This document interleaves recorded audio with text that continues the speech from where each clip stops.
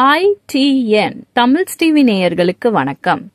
Chennai sanatorium Pachaimalai Atri Eswarar கோவில் மகா கும்பாபிஷேகத்தை பார்க்கலாம் வாங்க. சிவாய நம. போற்றி எந்நாட்டவர்க்கும் இறைவா போற்றி, ஏகம்பத்துரையந்தாய் போற்றி, போற்றி, அண்ணாமலையும் அண்ணா போற்றி, போற்றி, காவாய் கனகத் திரளே போற்றி, போற்றி போற்றி.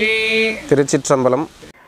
அருள் தரும் அனுசியா ஈஸ்வரி உடனாய அருள் தரும் அருள்மிகு அத்திரீஸ்வரர் பெருமான் திருக்குட நன்னீராட்டு பற்றி சில சிறப்பான செய்திகள் இந்த காணொளியில் தரப்பட்டு இருக்கின்றது. முதலில் திருக்குட நன்னீராட்டு என்றால் நம்ம எல்லாம் தெரிந்து கொள்ள வேண்டியது என்றால் 4 விதமாக திருக்குட நன்னீராட்டுகள் செய்யப்படுகின்றன. ஒரு இடத்தில் புதியதாக கோவில் கட்டி செய்யப்பட்டது புது கோவில் திருக்குட நன்னீராட்டு விழா என்பார்கள். அதனை அடுத்து மீண்டெழு கோவில் நன்னீராட்டு என்று சொல்லுவார்கள். அதாவது ஏற்கனவே தெய்வ படிமங்கள் சிதைந்து பூமியில் பாதி புதைந்தும் பாதி வெளியிலும் உள்ள கோவில்களை வெளியில் எடுத்து புனரமைக்கப்பட்டு செய்யக்கூடிய கோவில்கள் மீண்டெழு கோவில்கள் என்று சொல்லுவார்கள். புதிய கோவில், மீண்டெழு கோவில், புதுக்க கோவில், அதுக்கடுத்து புனித நீர்க்க கோவில் என்று சொல்வார்கள். 4 வகையான திருக்குட நன்னீராட்டுகள் செய்யப்படுகின்றன. புதுக்கோவில், மீண்டெழு கோவில், புதுக்க கோவில், புனித நீர்க்க கோவில். புதுக்கோவில் என்பது புதிதாக கோவில் கட்டி அவற்றில் திருக்குட நன்னீராட்டு செய்வது. மீண்டெழு கோவில் என்றால் தெய்வ படிமங்கள் சிதைந்தும் பாதி பூமிக்கடியில் புதைந்தும் தெரியாமலும் இருக்கும் அவற்றை கண்டுபிடித்து எடுத்து மீண்டும் கோவில் அமைத்து அதுக்கு மீண்டெழு கோவில்கள். புதுக்க கோவில் என்பது ஏற்கனவே இருக்கின்ற கோவில்களை மீண்டும் புனரமைக்கப்பட்டு மீண்டும் ரெனாவேஷன் என்று சொல்லக்கூடிய புனரமைக்கப்பட்டு அந்த கோவில்களை கருவறைகள் படிமங்கள் எல்லாத்தையும் வண்ண வேலைப்பாடுகள் நிறைந்து அவற்றை கொண்டு செய்யப்படுவது புதுக்க கோவில் என்று சொல்லக்கூடியது புனரமைக்க கோவில். அது புனித நீக்க கோவில் என்பது 4 வகையான நான்காக சொல்லப்பட்ட புனித கோவில் என்பது கோவில் கருவறையிலும் அல்ல கோவில் அர்த்த மண்டபம் போன்ற இடங்களுக்கு அசுத்த விலங்குகள் போன்ற தீட்டுடையவர்கள், பன்றி போன்ற நாய் போன்ற விலங்குகள் உள்ளே பிரவேசிக்கப்பட்டால் அவற்றிலிருந்து அவர் நீக்குவது அந்த புனிதத்தன்மை குறைந்து காணப்படும். அந்த புனிதத்தன்மை நீக்குவதற்காக செய்யப்பட வேண்டியது தான் புனித நீக்க கோவில் என்று சொல்வார்கள். அதே மாதிரி இதுதான் 4 வகையாக திருக்குட நன்னீராட்டுகள் சொல்லப்படுகின்றது. புதுக்கோவில், மீண்டெழு கோவில், புதுக்க கோவில், புனித கோவில், இந்த 4 வகையான சொல்லப்பட்டது. இதில் இப்போ இந்த பச்சைமலை அத்திரீஸ்வரர் திருக்கோவில் என்பது நமக்கு மீண்டெழு கோவிலிலிருந்தும் மற்றும் புதுக்க கோவில் என்று சொல்லக்கூடிய இந்த வகையாய் குடமுழக்கை சாரும். என்றால் அத்திரி மகரிஷி போன்றவர்கள் அங்கே வந்து அந்த எம்பெருமானை பிரதிஷ்டை செய்து அவர்கள் காலத்தில் பிரதிஷ்டை செய்ததிலிருந்து இந்த வரைக்கும் எதுவும் செய்யப்படாமல் அப்படியே இருந்தது. பிறகு வந்த முனிவர்கள் இவற்றை வழிபட்டுள்ளார்கள். அந்த வழிபட்டுள்ள அந்த தெய்வத்தை எடுத்து புனரமைக்கப்பட்டு புதிதாக கருவறை விமானங்கள் மற்றும் அம்மைக்கு எம்பெருமான் விநாயக பெருமான், முருகர் போன்ற சிலைகளை நம்ம இந்த இடத்தில் பிரதிஷ்டை செய்து கூட காலபைரவர் நவகிரகங்களை கூட சேர்த்து அவர்களுக்கெல்லாம் தனி சன்னதிகள் செய்து இந்த இடத்தில் புதிதாக ஒரு கோயில் வளாகத்தை அமைத்து அவற்றுக்கு விமானங்கள் அமைத்து அவற்றைக்கு நம்ம குடமுழுக்கு செய்வது. இது வந்து புதுக்க கோவில் என்று சொல்லக்கூடிய அமைப்பில் வரக்கூடிய திருக்கோயிலாகும். இந்த கோவில்களில் நம்ம ஒவ்வொரு நாளும் அருளாளர்கள் வந்து சென்றதாக இருந்தால் மக்களுக்கு அருள் மிகவும் சிறப்பாக ஒவ்வொருவரும் உணரும் வகையில் அமைந்துள்ளது.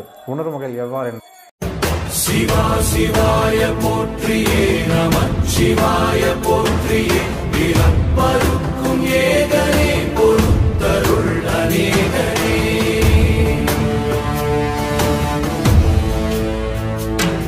பரம்பொருள் உன்னாமத்தை கரங்குவித்து பாடினோம் பிறப்பிலி உன் கால்களை சிறங்குவித்து தேடினோம்.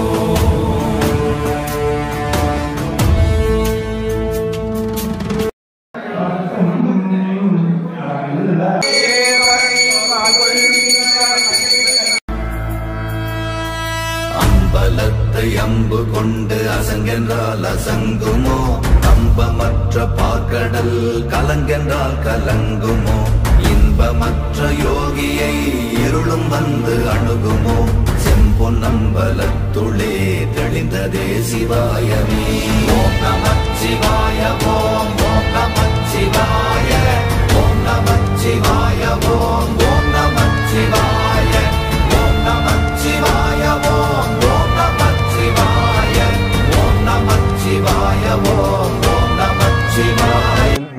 சென்றவுடனே விநாயகப் பெருமான அருள் எல்லாருக்கும் கிடைத்துவிடும். இது மிக எளிமையாக அவருடைய இடர்களை களைந்து எல்லாருடைய சிரமும் புண்ணியம் செய்யக்கூடிய வகையில் விநாயகப் பெருமான அருள் புரிந்து விடுவார். அதுக்கு அடுத்ததாக இந்த மலைக்கு பேர் பச்சை மலை என்ற பெயர் தான். என்ற பெயர் பச்சை மலை என்றாலே இந்த பேருக்கு ஏற்றால் முருகப்பெருமான் தான் எல்லாருக்கும் நினைவு வரும். அதுபோல் இந்த இடத்துக்கு நான் சென்ற வரும்போது முருகப்பெருமானுடைய அருள் தான் முதலில் கெட்டியது என்றால் அதனுடைய தொடர்ந்து இந்த கோவில் கும்பாபிஷேகத்துக்காக திருக்குடங்களை நூல் சுற்றுதல் வேலை ஆரம்பிக்கும் பொழுது இந்த சுற்றுதல் பொழுது நமக்கு எம்பெருமான் அந்த பச்சை நிறத்தில் மயில் வாகனத்தில் வந்து நமக்கு அருள் புரிந்தார் என்றது ஒரு திருக்குறிப்பு நமக்கு கிட்டியது. அதே சமயத்தில் இது முருகருடைய அருள் பிரசாதம் பழனிமலையிலிருந்து நமக்கு வந்து அந்த அருள் கிடைத்த உடனே நமக்கு வந்து வேற ஒருத்தர் நண்பர்கள் மூலமாக கொண்டு வந்து பிரசாதத்தையும் பஞ்சாமரத்தையும் கொண்டு வந்து கொடுத்தார்கள். அதே அதை பார்த்த உடனே மெய் சிலிர்த்து கண்களில் நீர் வந்து மிகவும் என்னுடைய திருக்குட நன்னீராட்டு குழுவினர்கள் சொல்லி அந்த ஆனந்தத்தை பருகும் போது மிகவும் அதுக்கு ஒரு அளவே இல்லை என்பது மிகவும் ஒரு அற்புதமான செய்தியான ஒன்று. அதற்கு அடுத்ததாக இந்த திருக்குட நன்னீராட்டிற்காக பந்தக்கால் நடுதல் என்கின்ற வழிபாட்டை முதலில் செய்வார்கள். யாகசாலை அமைப்பதற்கு முன்பாக பந்தக்கால் நட்டு எம்பெருமான் அருள் வேண்டும் என்பதற்காக வேண்டி எல்லாரையும் அழைத்து ஒரு யாகசாலை சிறப்பாக நடைபெற வேண்டும் என்பதற்காக வேண்டி செய்யும் பொழுது அது மெல்லிய, அதாவது பஞ்சபூத தத்துவத்தில் உள்ள மழை வந்து மெல்லியதாக பொழிந்து அவங்களுக்கு நம்ம அருள் பாலித்து அப்பொழுது அனுஷ்யா ஈஸ்வரி வந்து நமக்கு அருள் பாலித்ததாக நமக்கு திருக்குறிப்பை கிடைப்பது. அனுஷ்யா ஈஸ்வரி என்றால் அத்திரி மகரிஷியினுடைய மனைவி. அவர்கள் அதாவது அந்த காலத்தில் குளம் குட்டைகள் எல்லாம் வறண்டு போயிருந்த காலத்தில் அந்த அனுஷ்யா ஈஸ்வரியுடைய அவர்களுடைய அருளால் நீர் வந்து குளம் குட்டைகளில் நிரம்பி அங்கு வாழ்கிற மக்களுடைய விவசாயத்திற்கு நீரை வந்து அருள் பாலித்ததாக ஒரு வரலாறு உண்டு. அந்த வரலாற்றுக்கேற்ப இந்த இடத்தில் பந்தக்கால் நடும் பொழுது நமக்கு திருக்குறிப்பாக மெல்லிய மழையாக, அதாவது யாரும் எழுந்து ஓடாமல் அந்த மழையை நாம் அனுபவித்து கொண்டே அந்த பந்தக்கால் நிகழ்வினை நாம் சிறப்பாக இந்த விழாவை நடத்த முடிந்தது. அதற்கான அவங்களுடைய அருள் இருந்தது என்பதற்கான ஒரு திருக்குறிப்பு. அதனை தொடர்ந்து கபாலியினுடைய அருள் இருந்ததால் இந்த கபாலீஸ்வரர் கற்பகம்பாளுடனே கபாலீஸ்வரனுடைய அருளால் இந்த இடத்தில் இந்த கோவில்களை நிறுவுவதற்கு சில குறிப்புகள் வந்து ரொம்ப ஸ்ரீ மகரிஷி அத்திரீஸ்வரர் பெருமான் பிரதிஷ்டை செய்யும் பொருட்டு சில குறிப்புகள் வந்ததனால் இந்த மலையில் மிகவும் சிறப்பான அருள் பாலிக்கக்கூடிய அருள் வந்து எல்லாருக்கும் கிடைத்து கொண்டுள்ளது. அவருடைய ஒவ்வொருவரும் அவருடைய அனுபவத்தை மிகவும் சிறப்பாக கூறி இந்த இடத்தில் சிறப்பாக கூறுவதற்கு ஒரு கருவியாக இருந்திருக்கிறார்கள். அதனுடைய அருள் தான் மக்களுக்கும். அதனுடைய அருள் இல்லாமல் மற்றவரும் இந்த இடத்தில் பச்சை மலைக்கோர்கள் மூலிகை காற்றுகள் நிறைய வீசியதால் இந்த இடத்தில் வருபவர்களுக்கு நோய்கள் குணமாகி போகும். அத்திரி மகரிஷி என்றால் என்னப்பன் அல்லவா என் தாயும் அல்லவா, என்னப்பன் அல்லவா என் தாயும் அல்லவா, பொன்னப்பன் அல்லவா பொன்னம்பலத்தவா, பொன்னப்பன் அல்லவா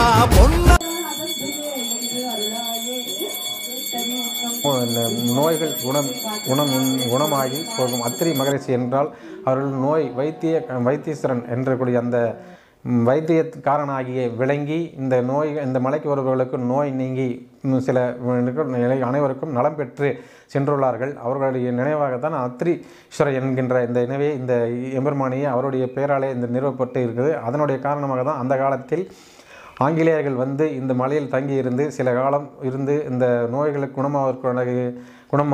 குணமாவதற்கான விஷயங்களை தெரிஞ்சு கொண்டு இந்த இடத்தில் வந்து சென்றுள்ளார்கள் என்பது இருக்குது. அதன் காரணமாகவே இதன் அடியில் நெஞ்சக காசநோய் என்கின்ற சொல்லக்கூடிய நெஞ்சக அந்த நோயோட மருத்துவமனை இந்த இடத்தில் அமைந்து நோய் உள்ளவர்களை இந்த மலையில் அழைத்து வந்து இந்த மலையில் நிறுத்தி வச்சு சென்ற சிறிது நேரம் இங்கே வந்து நிற்கலாம். அவங்களுடைய நோய் மிகவும் பூர்ண குணமடைவதற்கான வாய்ப்புகள் நிறைய இருந்ததனால் இந்த இடத்தில் கீழே மலைக்கு கீழே நமக்கு ஒரு நெஞ்சக நோய் உள்ள மருத்துவமனையை அமைத்துள்ளார்கள் என்பதற்கு இன்றளவு நமக்கு கண்கூடாக பார்க்கக்கூடிய ஒரு சிறப்பாக அமைந்துள்ளது என்பது ஒரு சான்றாக அமைகின்றது. இவ்விடத்திற்கு இவ்வாறு இந்த சிறப்புள்ள இந்த மலைக்கு பக்தர் கோடிகள் அனைவரும் வந்து இந்த எம்பெருமான் என்ற அருளையை பெற்று இந்த இயற்கை மூலிகைகளை தன்னுடைய உடலால் வாங்கி கொண்டு சென்றார்கள் என்றால் அவருடைய வாழ்வில் நோய் இல்லாமல் சிறப்பாக வாழ்ந்து குறைவற்ற செல்வத்தை பெற்று சீரும் சிறப்புமாக இருப்பார்கள் என்பது இந்த அருள் தரும் அனுஷ்யா ஈஸ்வரியுடனாய அருள்மிகு அர்த்தீஸ்வரர் பெருமான் திருவருள் என்றும் அவர்களுக்கு துணை இருக்கும் என்பதை சொல்லி இந்த மலைக்கு அனைவரும் வருமாறு மிகவும் அன்போடு வேண்டப்பட்டு அவங்களுக்கு எல்லாத்துக்கும் சொல்லப்படுகிறது. பச்சை மலை அருள் தரும் அனுஷ்யா ஈஸ்வரி உடனாய அருள் மிகு அர்த்தீஸ்வரர் பெருமான் திருக்குட நீராட்டின் முதல் நாள் வழிபாடு மிகவும் சிறப்பாக நடைபெற்க எம்பெருமான் திருவருள் துணை புரிந்ததன் காரணமாக முதல் நாளில் விநாயகர் வழிபாட்டுடன் தொடங்கி அதனை தொடர்ந்து இந்த வழிபாடுகள் எந்த ஒரு குறைபாடும் இன்றி சிறப்பாக நடைபெற நவக்கோள்களுக்கு ஒரு வழிபாடும் செய்துவிட்டு இந்த வழிபாட்டினை நம்ம தொடங்கினோம். விநாயகர் வேள்வியை ஔவையார் எழுதிய விநாயகர் அகவல் ஓதி சேர்ந்து சிறப்பாக நடைபெற்று அதனைத் தொடர்ந்து இந்த திருக்குட நன்னீராட்டினை செய்விக்க அந்த கோயில் நிர்வாகிகள் நம்மை அணுகி அந்த திருக்குட நன்னீராட்டை எந்த வித இடையூறும் இல்லாமல் சீரும் சிறப்புமாக நடைபெற வேண்டும் என்பதற்காக அணுகி கூடியதனால் இந்த இறைவனுடைய ஆணையை வாங்கி நாம் அந்த திருக்குட நன்னீராட்டினை செய்ய மேற்கொள்ளப்படுகின்றோம். அதற்காக நமக்கு மரியாதை, அதாவது திருக்குட நன்னீராட்டு செய்யக்கூடிய செந்தமிழ் ஆகம அந்தணர்களுக்கு மரியாதை செய்வித்து அந்த இறைவனுடைய ஆணையை வாங்கி நம்மிடம் கொடுப்பதன் மூலம் அதுக்கு பயன்படுத்தக்கூடிய பரப்பை துடுப்பை கொண்டு நம்முடைய தலைமீது வைத்து அவர்கள் எங்களுக்கு இந்த திருக்குட நன்னீராட்டினை சீர சிறப்புமாக செய்து கொடுக்க வேண்டும் என்கின்ற நம்மை மரியாதைப்படுத்தி நமக்கு உரிய சன்மானங்கள் வழங்கி அந்த இடத்தில் இறைவனுடைய ஆணையை நம்ம வாங்கி கொடுக்க அவங்களுடைய கையால் கொடுத்து திருக்கரங்கள் கொடுத்து நம்முடைய அந்த பணியை நம்முடைய சிரம் மேற்கொண்டு செய்வதன் காரணமாக அதனுடைய பரப்பை துடுப்பு என்று சொல்லக்கூடிய அந்த கருவிகளை நம்முடைய தலைமீது அந்த தலையாய திருக்குட நன்னீராட்டு பணியை பணி தலையான பணியாக எடுத்து செய்ய இருக்கின்றோம் என்கின்ற கருதி அந்த தலைமீது வைத்து வாங்கி நம்முடைய ஆசிரியர் பெருமக்களும் அடியனுடைய ஆயப்பொறுப்பாசிரியர் அடியனும் மற்றும் ஆசிரியர் வேள்வி ஆசிரியர் பெருமக்கள் அனைவரும் அதை இந்த தலையாய வாங்கி அந்த பணியை வாங்கி மேற்கொள்ளப்பட்டு இந்த பணியை செய்வித்தோம்.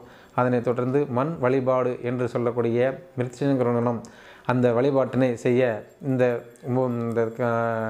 மலையினுடைய பக்கத்தில் இருந்து எல்லா பக்கத்திற்கும் கொண்டு வரப்பட்ட மண்ணை கொண்டு வந்து அதிலே எம்பெருமான் ஆகிய சிவபெருமானை உருவகப்படுத்தி செய்து அவற்றிற்கு பால் தயிர் போன்ற அபிடேகங்கள் செய்து அதற்கு உரிய எல்லா இவற்றையும் அதனுடைய ஆற்றல் கொண்டு செல்ல வேண்டும் என்பதற்காக கருவறை, விமானம் மற்றும் யாகசாலை பீடங்கள் போன்ற இடத்திற்கெல்லாம் அந்த மண் வழிபாட்டினை கொண்டு சென்று நம்ம அந்த இடத்துல அந்த ஆற்றலை சேர்த்து இந்த வழிபாட்டினை செய்கிறோம். அதனை தொடர்ந்து நிலபதி வேள்வி என்று சொல்லக்கூடிய வாஸ்து வேள்வி, ஒரு வாஸ்து கட்டம் வரையப்பட்டு அதில் நம்முடைய இந்த கோவில் எவ்வாறு அமைக்கப்பட்டுள்ளது என்கின்றக்கான ஒரு ப்ளூ பிரிண்ட் என்கின்ற நீள வரைபடம் வரைந்து அந்த வரைபடத்தில் இந்த கோவிலுடைய வளாகத்தில் என்னென்ன அமைக்கப்பட்டுள்ளதோ அவற்றையெல்லாம் வரைந்து மேலும் நமக்கு இந்த வாஸ்தின் முறைப்படி சிறப்பாக நடைபெற வேண்டும் என்பதற்காக அஷ்டதிக்கு பாலர்களுக்கு ஒரு அவர்களுக்கு சிறப்பு உணவை கொடுத்து நம்ம எல்லாம் எந்திக்கு பாலர்களுக்கும் கொடுத்து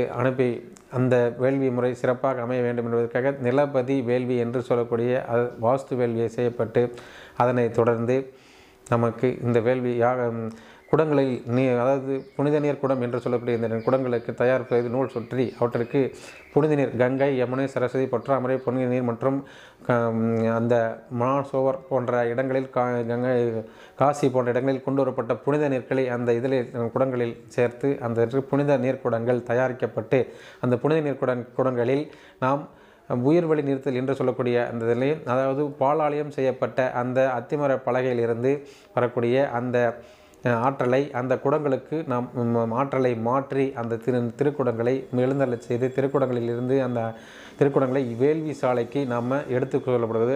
அதற்கு முன்பாக அட்டமங்கல வரவேற்பு என்று சொல்லக்கூடிய அந்த அட்டமங்கல வரவேற்புடன் யாகசாலை எழுந்தருளல் வேள்வி குடங்கள் அந்த எழுந்தருளி அதன் தொடர்ந்து அதற்கு முன்பாக யாகசாலை நுழைவதற்கு முன்பாக வாயிற்காவலர் என்று சொல்லக்கூடிய 4 மூலைகளிலும் வாயிற்காவலர்களை வழிபாடு செய்துவிட்டு அதனைத் தொடர்ந்து உள்ளே யாகசாலையில் உள்ளேயே எம்பெருமானுடைய குடங்கள் மற்றும் அதனைத் தொடர்ந்து அம்பாள் குடங்கள் மற்றும் விநாயகர் குடங்களை கொண்டு செல்லப்பட்டு அந்த இடத்தில் நிறுவப்பட்டு அதனைத் தொடர்ந்து எல்லா திருக்குடங்களிலும் உள்ள நாயன்மார்கள் 63 நாயன்மார்கள் மற்றும் ஆழ்வார்கள் போன்ற பெரியவர்களையும் இந்த இடத்தில் நிறுவி அவர்களுக்கு வழிபாடு செய்துவிட்டு இந்த வேள்வினை யாக வேள்வினை நம்ம முதல் கால வேள்வி மூத்த தமிழால் அர்த்தீஸ்வரர் பெருமானுக்கு முதல் கால வேள்வி தொடங்கப்பட்டு மிகவும் சிறப்பாக ஒரு வேள்வி தொடங்க நிறைவு பூர்ணாவதி என்று சொல்லக்கூடிய நிறைவை கொடுக்கப்பட்டு முதல் கால வேள்வினை திருநிறைவு செய்கின்றோம்.